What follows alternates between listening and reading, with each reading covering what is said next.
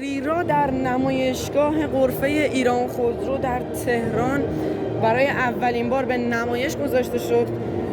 همونجور که میبینید ظاهرش انگار شبیه محصولات خودروهای چینی میزنه، ولی خب در کل بهتون میگم که انجینی که این ماشین داره همون EF7 ارتقا یافته است، حالا بهش میگن TC7.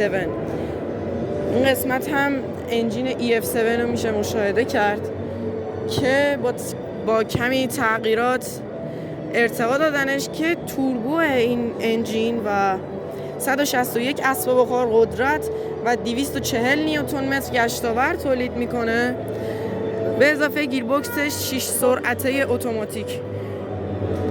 در نمای بغل ریرا هم یه ظاهر زیبایی رو میشه مشاهده کرد. حالا این دیگه به سلیقه خودتون برمیگرده که آیا این ماشین رو میپسندید یا نه.